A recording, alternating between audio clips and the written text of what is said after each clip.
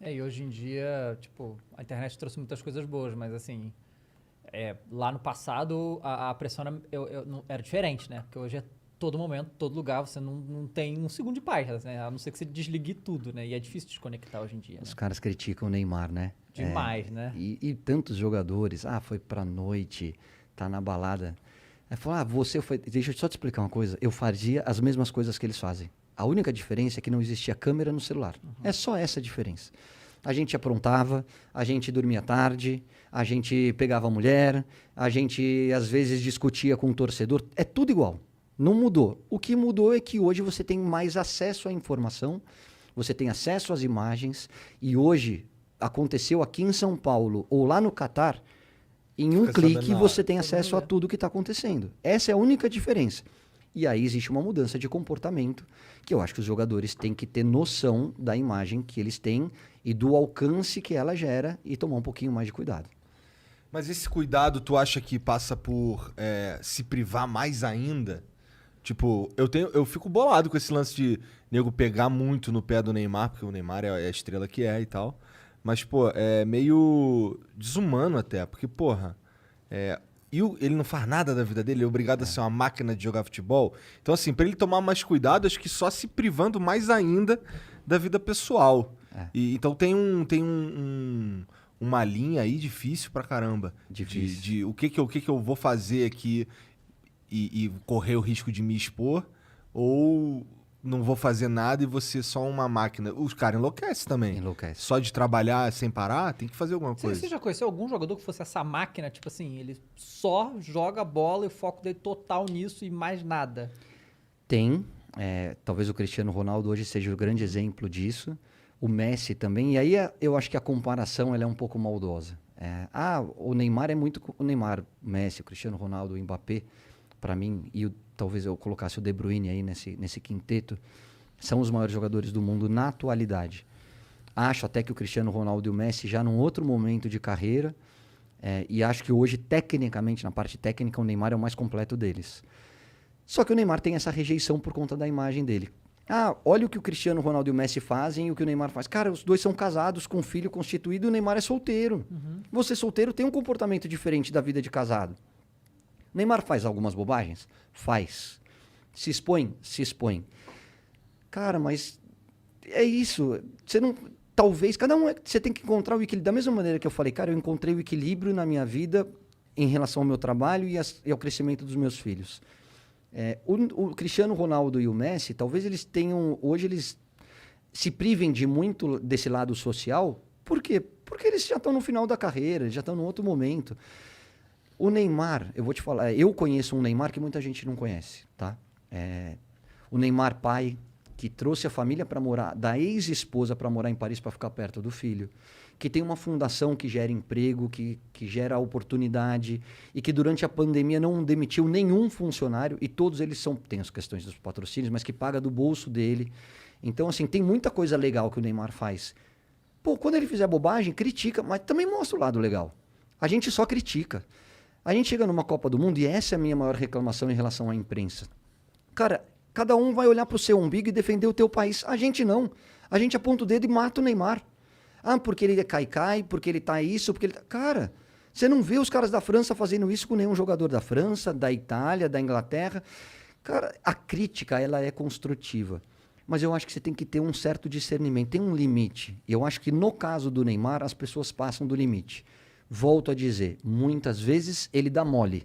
Muitas vezes ele bate de frente de uma maneira que ele não deveria.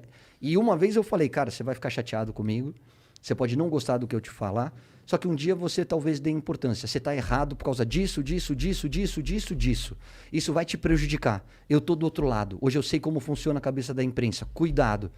Ele falou, beleza. Ficou uma semana, 10 dias sem muito contato, mas talvez ele tenha registrado essa informação. E com o passar do tempo ele sabe que eu falei para o bem dele. Talvez tenha entrado por um ouvido e saído pelo outro, não sei. A forma como ele digeriu o meu comentário, eu não estou dentro da cabeça dele, nem convivo com ele para saber. Mas eu, como amigo, eu acho que eu precisava falar. Eu falei. Ele é um menino, ele não é mais um menino, ele já tem quase 30 anos de idade. Ele é responsável por tudo aquilo que ele faz. Eu só acho que a gente precisa entender um pouquinho mais esse outro lado. Eu não falo do extracampo. Eu não quero saber se ele foi pra noite, se ele pegou uma, duas ou três, se ele tá no carnaval. Eu quero saber se dentro de campo ele tá funcionando, ele tá performando. Se ele tá fazendo, o que ele faz fora de campo é problema dele. No domingo, teve jogo, né? Que inclusive ele não foi muito bem, né? Saiu uma entrevista dele, né? Falando que ele talvez a próxima Copa seja a última dele, né? E aí todo mundo, meu Deus, mas por quê? Sabe? Tipo, é bem óbvio, porque se você olhar como que se lida as coisas, né? É muita pressão, né, cara? Tipo, ele ganha lá os milhões e tudo e tal, mas ele continua sendo um ser humano, cara. Ele não é uma máquina, é muita pressão. É uma coisa assim que... E ele não tem só a pressão de ser esse jogador gigante, mas ele ser, tipo, a única esperança que o Brasil pode ter na Copa do Mundo. É só ele, sabe? Ele tem que carregar tudo, né? Então não é uma coisa fácil de lidar. Eu concordo também que, tipo... Vai cometer erros, acontece, mas eu acho que é muito acima do normal como a figura Neymar é perseguida, né? Não me surpreendeu, porque a gente já sabia que ele estava cansado, tá? Mentalmente cansado. Externar isso dá essa repercussão toda, mas a gente sabe o quanto ele está incomodado com todas essas perseguições, principalmente... Eu sempre falo isso, o jogador sabe quando ele jogou mal. O Neymar saiu do jogo contra a Colômbia, ele sabe que ele não foi bem, ele sabe que ele tomou decisões erradas, ele sabe que ele joga muito mais do que ele jogou. A minha função como comentarista é dizer exatamente isso. O Neymar hoje não está bem. O Neymar hoje deveria ter sido substituído, mesmo que seja difícil tirar o craque do time, porque até o craque tem os seus dias ruins. Ponto. Mas a gente sabe como ele está cansado em relação a tudo isso que a gente está conversando, que são conversas de WhatsApp, enfim. O que eu gostaria muito é que a pandemia trouxesse um pouquinho mais de reflexão em relação a esse tipo de análise, entendeu? Que a gente olhasse com o mesmo carinho que a gente olha para Simone Biles, na hora que ela pede para não disputar tantas provas onde ela é a favorita de todas e gera uma discussão. Vamos olhar com esse mesmo lado humano para o Neymar também. Né? Vamos olhar para todos eles da mesma maneira, porque são atletas de altíssimo nível, estão entre os maiores de todos os tempos, recebem para isso, tiram proveito do talento deles, ninguém está falando que são coitadinhos, não é nada disso. Mas não vamos esquecer que antes do ser humano, antes do atleta, existe o ser humano. E que ele é passível de erro. Vai ter o dia ruim do Neymar, como teve o dia ruim do Messi, como teve o dia ruim do Cristiano. Todo mundo um dia falha.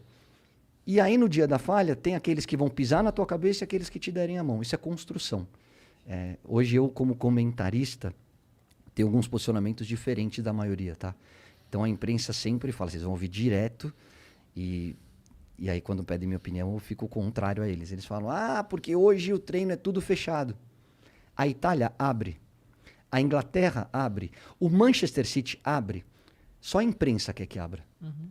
E aí, na hora que você divulga, você está dando arma para o seu adversário. Então, por que precisa abrir? Porque as relações são muito diferentes. São mesmo. A minha relação, na minha época, a minha relação com a imprensa era muito mais aberta. A gente tinha muito mais proximidade com os jornalistas. Mas é uma construção. Por que o jogador é emitido? Você já se perguntou por que ele não quer falar com você? Cara, eu converso com os jogadores. Quando eu preciso ligar para algum deles, eles me recebem com o maior prazer do mundo. Isso é construção.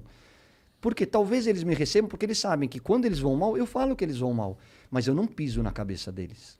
Então, hoje, talvez aqueles que se queixam são os primeiros a dar porrada nos caras. E aí depois você quer uma exclusiva. Pô, na hora que você teve a oportunidade, você pisou na cabeça dele. Agora você quer uma exclusiva? Ação e reação. Você planta, você colhe. Se você não foi legal, por que o cara tem que ser legal com você? Porque... bate, você tem que dar a outra face. Tem que dar o caramba, meu. Se você bater, você vai apanhar. É simples assim. Esse lance que você tá falando é importante pra cacete, porque quando a gente conversou com o Dani Alves aqui, teve uma galera que ficou chateada. Porra, tu ficou tentando falar com ele há um tempão. Porra, mas você só chama o cara pra esculachar o cara, pô. Ou você esculacha o cara pelas costas o tempo inteiro, e na mídia, e não sei o quê, não sei o quê. O cara vai querer falar contigo? Eu não vou querer falar com um cara que fica me esculachando o dia inteiro, a vida inteira. Então, você tá falando aí, total, faz sentido demais. Outra coisa que incomoda demais os jogadores, e me incomodava, e eu já fui vítima como comentarista, tá? Às vezes você faz uma linha de raciocínio com começo, meio e fim. Como as que a gente tá conversando espontaneamente. Só que você vender a matéria, você precisa ter clique. E aí você tira do contexto uma frase, transforma em manchete, e aí aparece lá. Vou dar o exemplo do Daniel Alves. Daniel Alves detona o São Paulo. Cara, você já está induzido a ler a matéria com raiva do Daniel Alves para o São Paulino. Na hora que você lê, a matéria é completamente diferente. Aí você fala, por que ele pôs essa manchete? Para ganhar clique. Agora, você desconstruiu toda a tua linha de raciocínio. Muita gente nem lê a matéria, lê só o título. Sim. E aí passa uma informação para o público mentirosa. Isso magoa demais o atleta. Aí o cara não quer falar com você. E aí você fica incomodado porque ele não quis falar com você. Pô, na hora que você teve a oportunidade, você não foi legal com ele.